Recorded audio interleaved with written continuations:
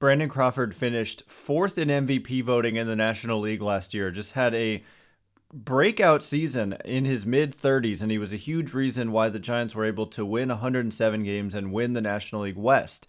But it hasn't been the same story so far for Crawford this season. So this is a mailbag edition of the show. We're going to answer questions about Crawford and so much more next. You are Locked On Giants, your daily San Francisco Giants podcast. Part of the Locked On Podcast Network, your team every day.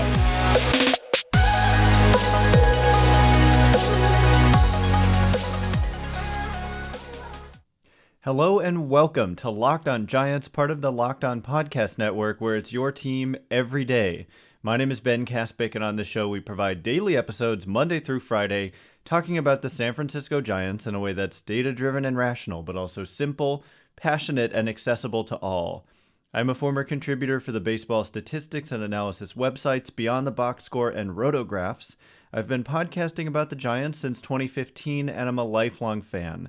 Thank you for making Locked On Giants your first listen every day. We're free and available wherever you get podcasts. Today's episode is brought to you by Sports Card Investor. Download the Sports Card Investor app today and easily browse over 630,000 cards from every sport, with hundreds more added each week.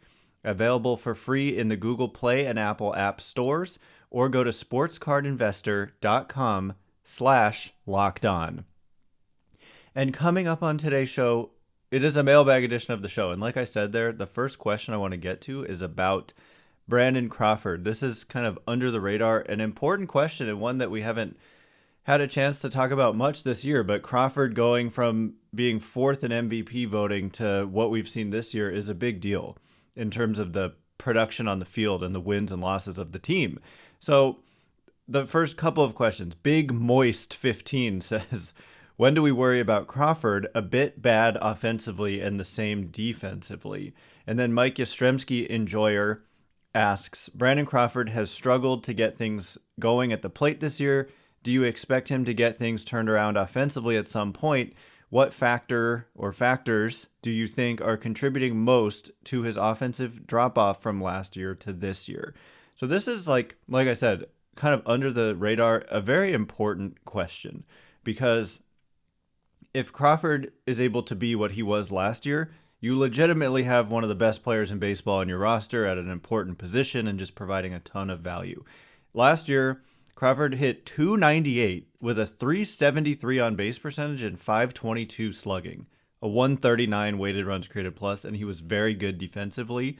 And it all came out to the point of WAR. Look, it's not a precise number per se, but the point is that you're combining offense, defense, the position you play and how important it is, and then base running.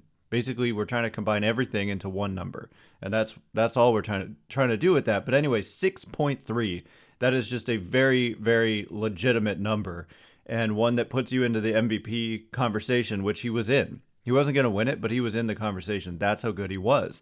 This year, however, he's got a 92 weighted runs created plus, 222 average, 313 on base, 354 slugging. So his career weighted runs created plus is 97, and this year it is 92. And so he's kind of performing up to career numbers as opposed to what kind of looks like a one-year spike, as opposed to maybe something sustainable. So I happen to think that I have my doubts about whether he's going to be able to get back to anything like what he did last year. It is just not very common for someone who's already 35 years old, who has such a long track record, to have a late career spike like this. And granted, I think it was legitimate what he did last year. I don't think it was just kind of a random overperformance of 1 year. I think that he obviously changed his swing. His setup and his swing is completely different starting in 2020 under the new hitting coaches. And the results spoke for themselves. But this year, I mean, it's hard to sustain that. And regression is coming for us all. And for Crawford, I mean, when you're 35, things get more difficult. And I mean, they lost Donnie Ecker, who was possibly, arguably, I don't know specifically what Ecker brings to the table versus the other hitting coaches. Ecker was one of their hitting coaches, and he left to become the Texas Rangers offensive coordinator and bench coach. So it was a promotion for Ecker. I was a little bit surprised, like they didn't do whatever it took to keep him, but they have Justin Veely and Dustin Lind, and they added another assistant hitting coach who was fluent in Spanish to get more, to be able to provide the same level of one-on-one thorough instruction to Spanish-speaking players as they do to non-Spanish-speaking players. So I think that's great. But you do, maybe Ecker was like instrumental specifically for Crawford, and maybe he's just I doubt that. I really think that they probably are, he's getting the same kind of instruction at the same kind of quality, but still it's a factor, and we don't know quite how much it plays into it. But he's just not been the same. The strikeout rate is the same. The walk rate is still solid. He's chasing less, actually, less than he ever has in his career. Well, no, in 2014, he chased a little bit less. But this year, he's not chasing much. But the contact, when I look at the numbers, the number that jumps off the page to me is he's making contact at a rate of only about 68%, whereas his career contact rate is 74.5%. And last year was 72.5%. So you're missing some contact. You're significantly missing power. 131 isolated power versus last year at 224. Career number is 150. So I do think we'll probably see more power as the season goes on. And that's not just homers. It's just extra bases, essentially. And the average on balls in play, this is actually encouraging, is only 262. So I'm surprised I didn't go here first. But he's significantly below his career BABIP, which is something you just generally think is going to trend more towards his career norm. Last year it was 334. The career average is 298 for Crawford, and he's only at 262. So I would expect that the average on balls in play and the isolated power are going to trend at least towards his career norm. And with a reduced strikeout rate, actually his strikeout rate is right in line with his career average. So what I kind of see is a guy who may be around league average offensively or a little bit better, but maybe not 40 points above league average like he was able to be last year. As many have noted, he's not doing as well against fastballs as he did last year. Last year, he just killed fastballs. He had a 437 weighted on base average, which came out to a 341 average and a 639 slugging percentage when he put a fastball in play or it ended an at-bat, like a strikeout, that would count as well, or a walk. And this year, he has just a 314 weighted on base average. And the numbers against breaking balls and off-speed pitches are somewhat similar. He's doing worse against off-speed pitches, but he's never been great against those. That would be your changeups as opposed to your breaking balls like curveballs and sliders. So anyway, the numbers are just, the average on balls in play and the ISO thing I would consider somewhat encouraging, and I would expect improvement, but I don't see a guy who's probably going to be an MVP candidate. Certainly it's hard to be an MVP candidate when you have a couple of months like he's had. But I'm not sure that level of production is going to come back. I'm not very confident in that at all. And the defense is a little bit of a concern. It wasn't just yesterday. All year long, he's not been quite as good. And we've seen some balls clank off the glove, and we've seen the range reduced a little bit. And that's something we were seeing before 2021, and we're seeing it again now. And it's not that surprising when you're dealing with a guy who is 35 years old.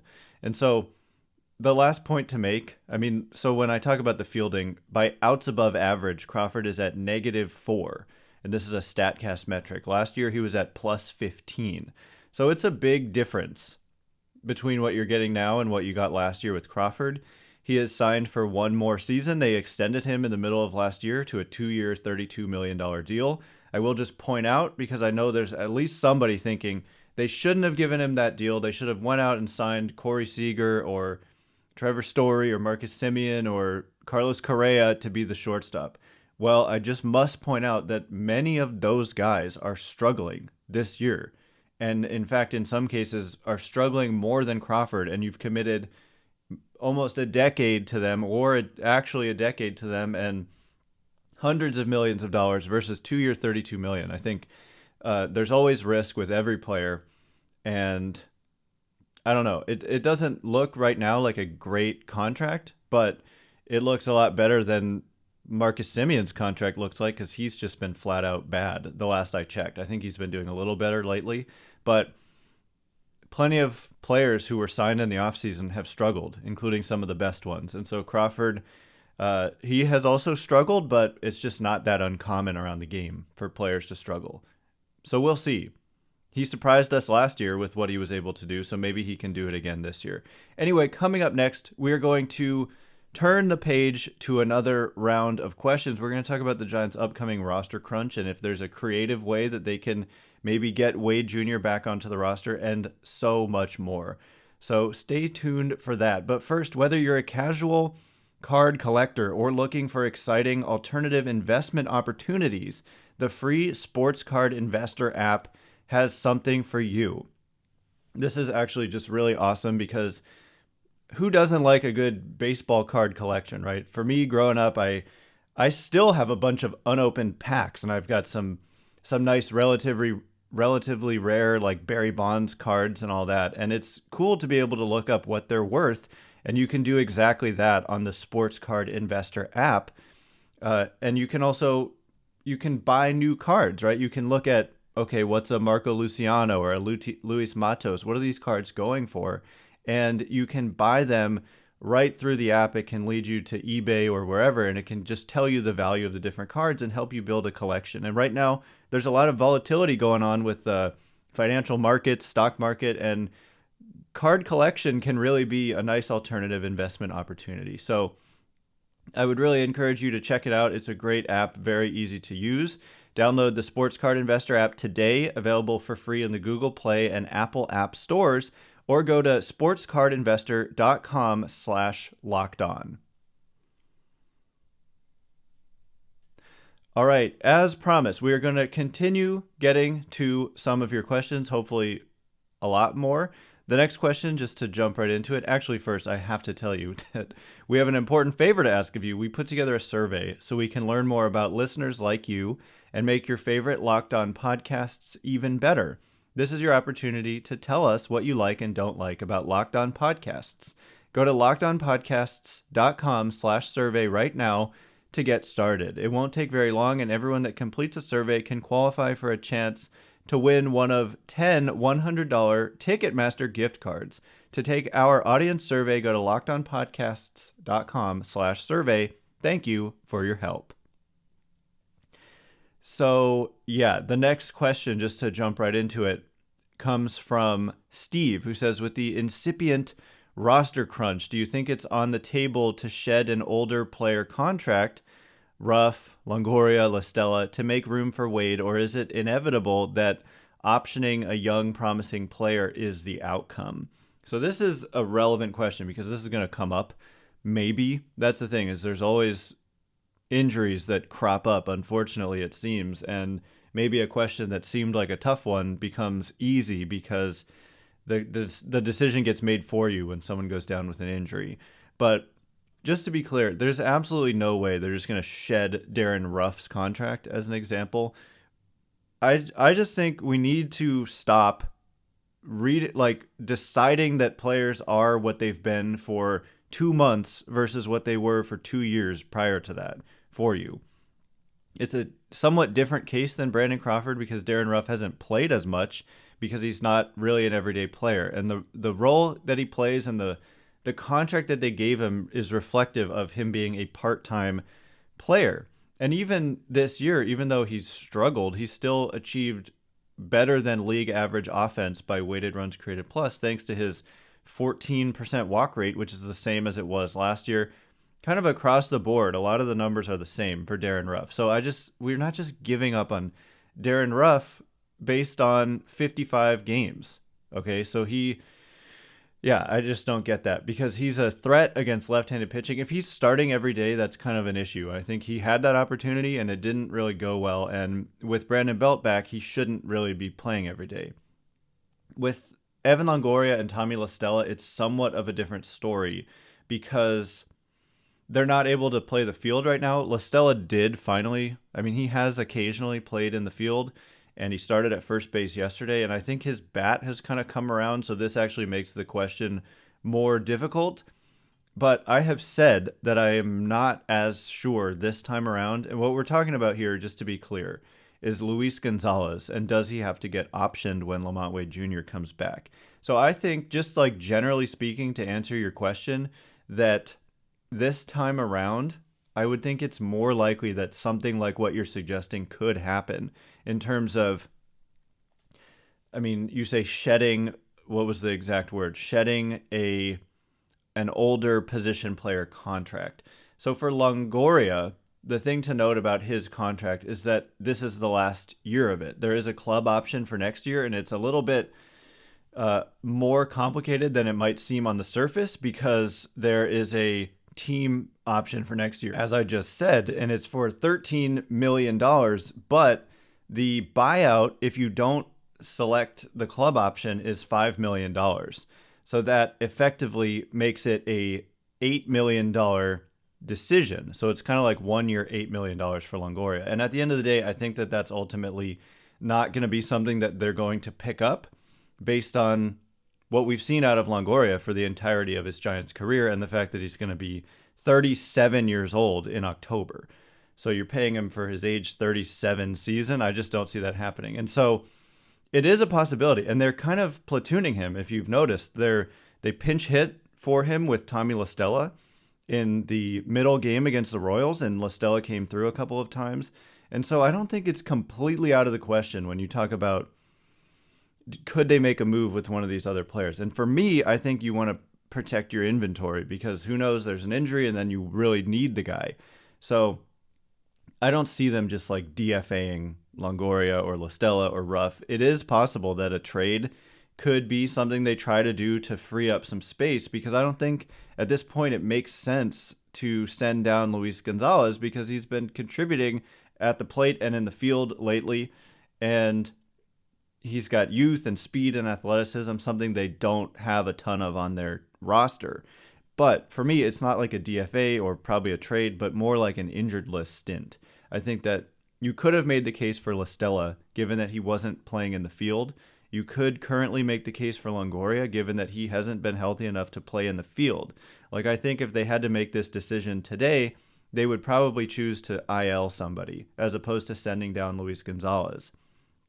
And so, yeah, I made this point on Twitter, but the only players on the position player side who can be optioned are Luis González, Mike Yastrzemski, and Austin Slater. And none of them are an obvious choice at all. And Yastrzemski, he's not going anywhere. Slater's not going anywhere, despite some people saying that he makes the most sense. No, he doesn't, because when you face a lefty, he is a absolutely essential part of that. And when you're facing a righty, he's an essential part of that bench to come off the bench when there's a lefty reliever. So he's a great defensive center fielder. But Luis González has kind of made himself indispensable as well. So I would think an IL stint is where I'm leaning right now in terms of how do they solve this when Wade is able to come back, but something usually comes up that makes the decision easier. So the next question comes from Jacob, who says, what current Giants on the last year of their deal / have a player or team option will be here next year? So we're going to save this question for just a minute. It's a good one. We'll talk about which Giants are coming back. We just talked about Longoria, but let's talk about the other cases as well. And then we're going to talk about the Giants offense as a whole. So stay tuned for that. But first, as the sun comes out and small businesses are back in business, LinkedIn Jobs makes it easier to grow your team. LinkedIn Jobs helps you find the people you want to interview faster and for free. They have simple tools like screening questions to make it easy to focus on the candidates with just the right skills and experience, so you can quickly prioritize who you'd like to interview and hire. It's why small businesses rate LinkedIn Jobs #1 in delivering quality hires versus leading competitors. LinkedIn Jobs helps you find the candidates you want to talk to faster. Did you know every week nearly 40 million job seekers visit LinkedIn? Post your job for free at linkedin.com/LockedOnMLB. That's linkedin.com/LockedOnMLB to post your job for free. Terms and conditions apply. You know how our friends at Built are always coming out with amazing new flavors? Well, this time Built has truly outdone themselves with their new mud pie flavor. And for the first time ever, Built is introducing the new mud pie flavor in both the mud pie bar and mud pie puff. Wow, my mouth is watering just as I think about it. Not sure what mud pie tastes like? Well, if you're a chocolate fan, you'd better sit down for this. The new mud pie bar is rich with whipped cream and chocolate mousse smothered in 100% real chocolate and topped with cookies and cream crumble. Not convinced? Luckily, we've saved the best for last. It's actually good for you. No, really, all Built bars are low calorie, high protein, and low sugar. It's just incredible. We're talking about these absurdly delicious flavors, whether it's mud pie or birthday cake or whatever it is. And we're looking at a healthy profile here. Lots of protein, low calories, low sugar. It doesn't get any better than this. So go to Built.com, use promo code LOCKED15, and you'll get 15% off your order. Use promo code LOCKED15 for 15% off at Built.com. All right, as promised, let's just get into this next question. We're going to talk about the Giants offense as well. Jacob asking what current Giants on the last year of their deal or have a player or team option will be here next year. Well, the Giants, they don't have any player options. They clearly don't like to give those out. Those are actually they do. What am I talking about? Carlos Rodon, right? It's not, it is kind of a player option. They call it an opt-out, but it's funny. I've wondered this to myself, but we call some deals opt-outs and some deals having player options. And it's kind of the same thing. It's just how you frame it. Are they leaving or are they staying? So Carlos Rodon, I mean, he's the big one. This is something to watch very closely. If he reaches 110 innings, he will have the right to opt out or opt in of next year's contract, which is for $22.5 million, and it would be the last year of the deal. He's already reached 65 innings, so he's well on his way to reaching that 110 inning threshold. And if he reaches it, it's funny because it's been an up and down year for Carlos. He's been dominant at times and he's struggled at times, but all in all, he's got a 3.18 ERA, 2.59 fielding independent pitching, strikeout rate is very good. Just across the board, this is the profile of a pitcher who is worth more than a one-year deal for $22.5 million. He's a guy, I mean, I look at the Robbie Ray contract, which he ended up getting a similar deal to Kevin Gausman, about 5 years, about $110 million. I think Ray got $115 million. But there's no reason that Carlos Rodon couldn't go out there and say, I deserve that same type of contract. Maybe durability. I mean, that's a big one. But if he has... Last year, he threw 132 innings. If he can get to 130-plus innings this year, he's got a case for a multi-year deal at a high average annual value and as being one of the best starting pitchers on the market. And so if he's healthy, I think that Carlos Rodon opts out and becomes a free agent. Not to say he won't return. I think actually he kind of is uniquely situated that he might actually make sense for the Giants because I don't think he's going to get 5 years necessarily because of the durability concerns. And so far we've seen some inconsistency from him this year. So it could make him a guy who gets a 3 or 4 year deal at a high average annual value as opposed to, 5 years, $100+ million. So, but he's a very significant case to watch. And then the next guy is Evan Longoria. I think that he will not be back because, like I said, it's an $8 million decision, a $13 million club option with a $5 million buyout, effectively making it a 1 year, $8 million decision. And I think that's a little rich for what his role has been, how the injuries have been a problem, and given his age. And beyond that, there's Jake McGee and a club option for $4.5 million. It's always necessary to look at the buyouts in addition to what the club option is for. And for McGee, it's only a $500,000 buyout, which effectively makes it a $4 million decision. And for McGee, he started out the year rough, but then he went on the injured list and worked on his mechanics, and he's been very good ever since.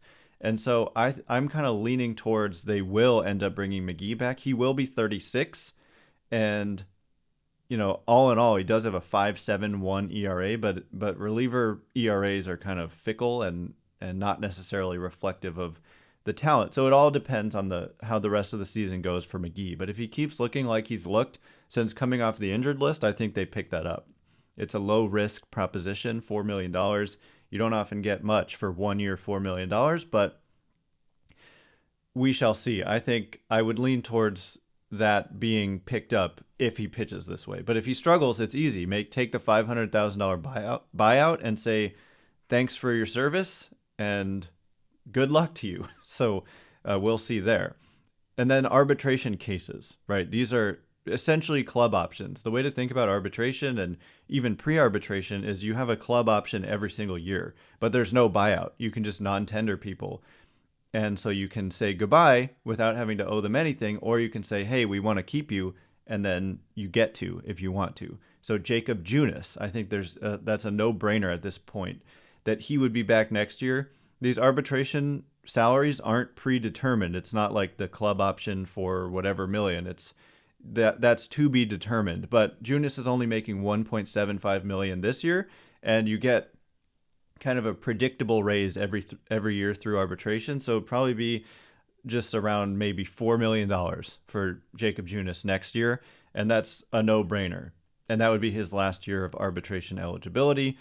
Harleen Garcia, ARB eligible for one more year, as is John Brebbia. I think both of those guys at these low salaries, around $1-2 million, are no-brainers.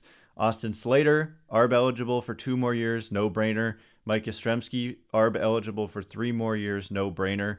Rogers, no-brainer at the type of salary, which is low, basically league minimum. Logan Webb, Wade Jr., Steven Duggar.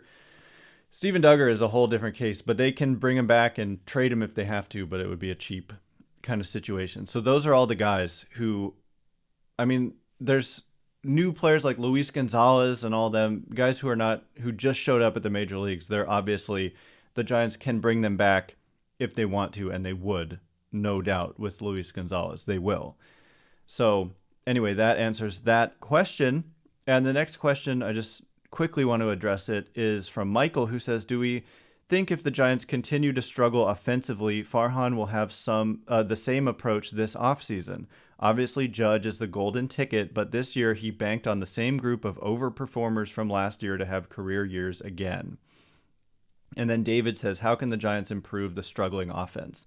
I just kind of want to address this. I wish I had more time, but I'm not trying to be like condescending or anything, but we're talking about the struggling offense, and they are the 4th best in runs per game in Major League Baseball, and the only teams ahead of them are the 3 best teams in baseball: the Dodgers, the Mets, and the Yankees. Those are the only 3 teams that are scoring more runs per game than the Giants. Now, I get it, they haven't been the most consistent, but the offense has not been the problem for the Giants. It's been defense mostly, and pitching, which is tied in with defense. And I believe the pitching will be much better. The defense should be better. It's a lot of the same guys, like Crawford, as an example, has not helped them defensively. And last year, he was one of the better defenders in the game. And so part of that is age, but I mean, the point about offense, I don't buy that. Just banking on the same group of overperformers to overperform again.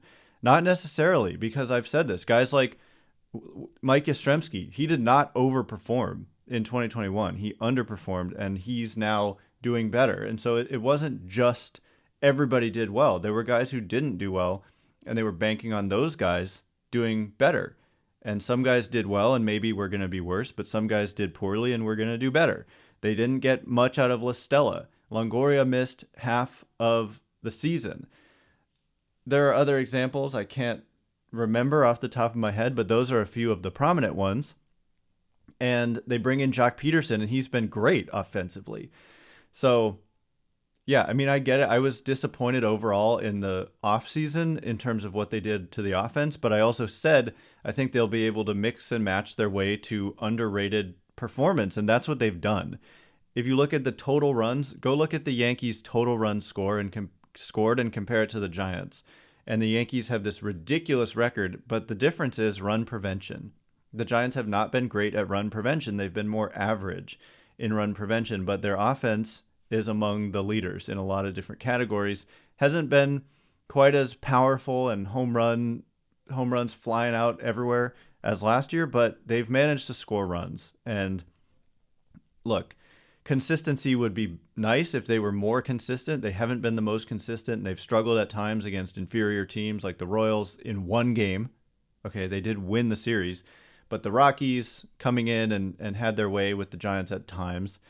But overall, you'll take the offensive output that they've been able to put out there. So anyway, that is all the time we have for today. Thanks again for making Locked On Giants your first listen today. The first picks of the Ultimate NBA Mock Draft have been made. Search now for the Ultimate NBA Mock Draft and get over 50 insiders, the Odyssey sports experts, the draft experts of Locked On NBA Big Board.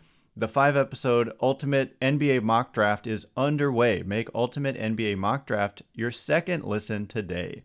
Once again, my name is Ben Kaspick. Check me out on Twitter at Ben Kaspick, Kaspick. This is actually a rare situation where tomorrow we're going to continue to dip into these mailbag questions. We have a lot of other great ones, so I hope you come back for that. And the Giants are off today on Thursday, and then they'll take on the Pirates, and then we'll have reaction next week. So thanks again for listening. Stay Locked On Giants.